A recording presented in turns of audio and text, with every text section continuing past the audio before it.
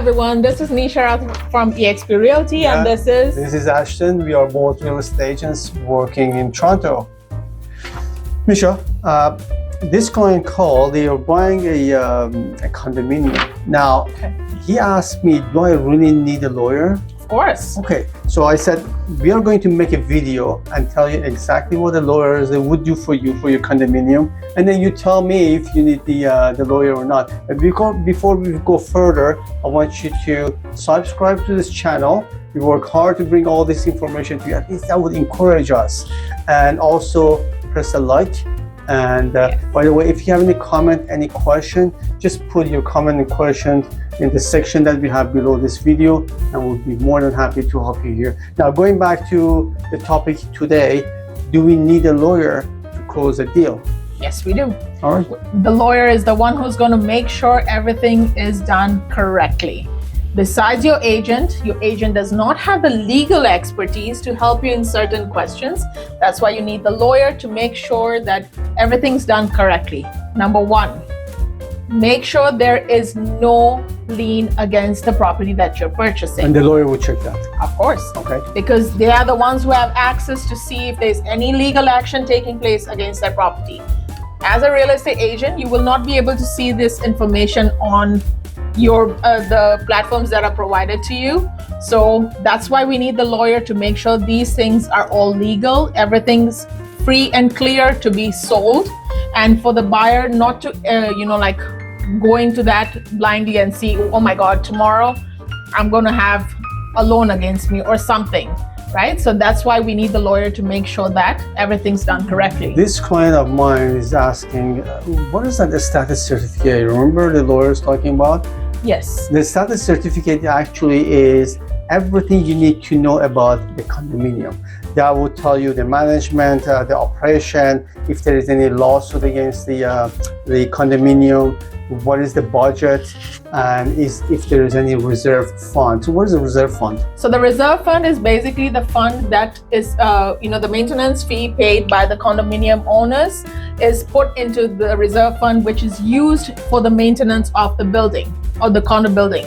So basically, if the reserve fund is running low, that means that the condominium is going to be very soon making the maintenance fee go up.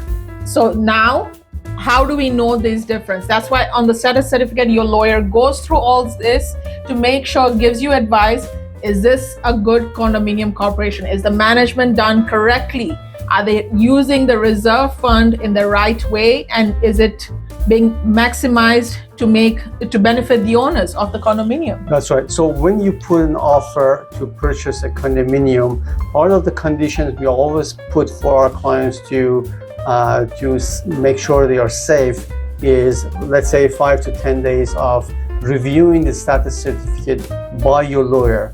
And that's the period the lawyer has to go through 100 to 300 pages of documentation to make sure the condominium you buy has no problem. And then once he's clear, we'll tell you everything about the condominium, and then everything's fine. Then he will tell you the next process. But what a lawyer would do meanwhile, did you know, Ashton, there's one more thing that the lawyer checks when they get the status certificate? Mm-hmm. Even the condo owner, if they have any issues where they have not paid the condominium fees or anything, that will also show up, and it will be informed to the lawyer that the previous owner has been up to date, has paid anything, or do they owe anything, or if they have done any changes to the condominium against the regulations of the corporation. So these are very important information for you to know before purchasing the condo. If there is anything owed, then on the closing date,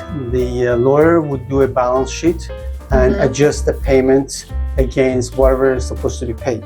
So that's at the very end of the closing process. Yes. So that's the importance of a lawyer. Of course, And yes. on the closing date, the lawyer is the person that is receiving the money from the bank and allocate the money where it's supposed to be, would contact all the authorities, banks, government or the city for tax, and will remind you for the insurance and utilities as well. So this is the task of a lawyer. So having a lawyer is very important. And once you take over, if there is any other issue, immediate issue, then you can address it back to the lawyer and it will take care of everything for Yes. Ashton, do you know that the lawyer also helps buyers and sellers during the time one of them actually backs out of the deal? That's the time the Yes. lawyer comes in handy. That's Because true. that's the time you're like in the middle waiting what's going to happen, and the buyer has backed out or the seller is backed out from selling the property. Then what happens? It's your lawyer who's going to help you. And if there is anything in between, any problems happen, any hiccup you see through this legal process, that's the lawyer you have to go back to and get advice and see what's going on there. And believe me, if you have a good lawyer, I always say good lawyers and good real estate agents are like a seatbelt, car seatbelt. You don't feel you need them until you get to some bumpy road. Then you would appreciate a very solid agent and solid lawyer. And that's the reality of real estate market. Yes.